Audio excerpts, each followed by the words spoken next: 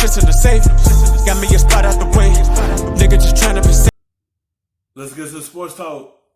The Lakers last night taking on the Suns. And let's talk about LeBron James. How about this pass? Watch LeBron with this dish here. Outlook for KCP. Unbelievable ability to get his head up and find players out in transition in the open floor. This team runs, and they know that when LeBron has the ball in his hands, he can make something positive happen. And then, and not the only guy on the team who can throw some passes. How about that from Danny Green? Somebody might want to defend Anthony Davis on an out-of-bounds underneath, though, just saying. Third quarter, Lakers are up 7. More LeBron fancy passing to AD. So quick, out of his hands. His playmaking ability is what separates him from everybody else in the league. Okay, now I just want you to watch him on this play. Forget about where the ball goes and just watch LeBron's elbow. That's not a good... It's a simple fact he is. How everyone say he don't have that killer instinct. He hit game-winning shots before. Everyone talk about he don't have that in him. For one, he's a playmaker.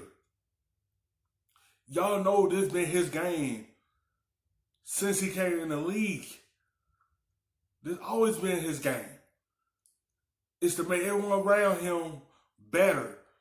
Anybody that's around him, he elevate them. He lift them up.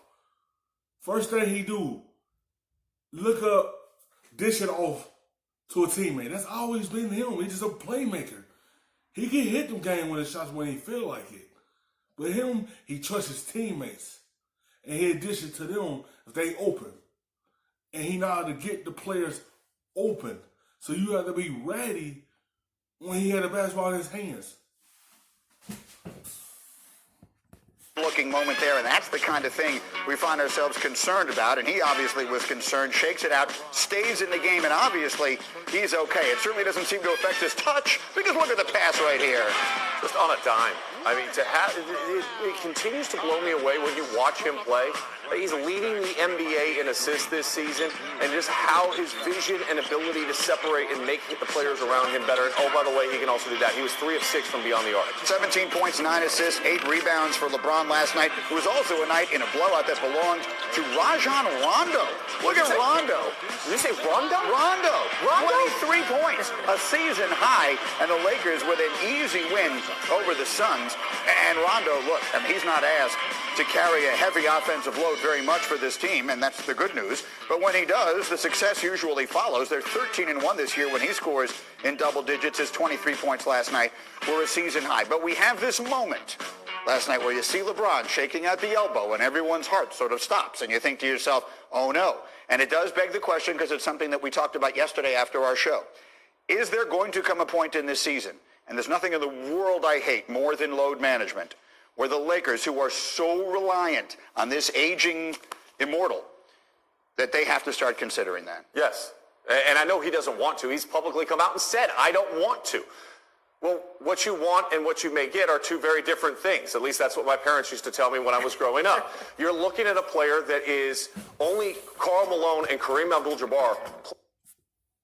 Like, what they going to do is, if they continue playing this good and continue keeping that number 1 seed and they lock it up, but you're going to see down the road, they're just going to low manage him and AD.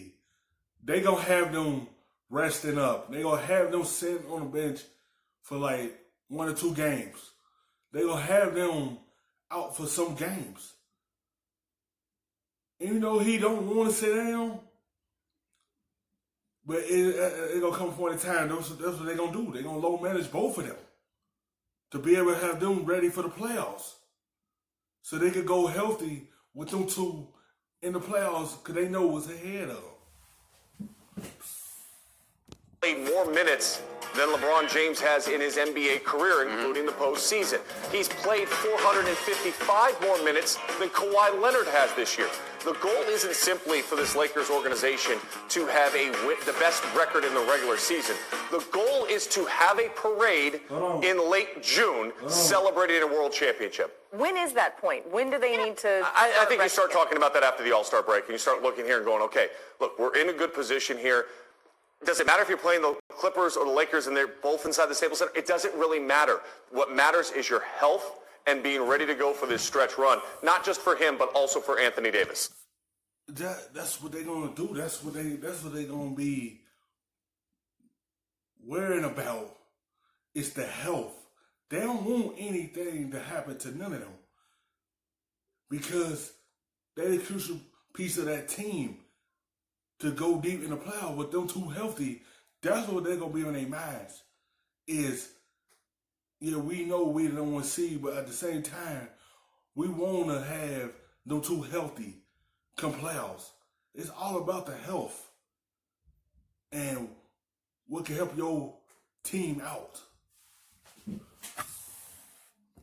What I like so much about LeBron is he has said if he's healthy, he's going to play. I love it too, but don't you want to see him healthy in the postseason? Yes. And if I thought those things were mutually exclusive, then I would agree with you. But I somehow we have moved into a world where that's the case. It's the second time I'm going to say it, but it's a perpendicular universe that we suddenly live in, this time in the NBA. World.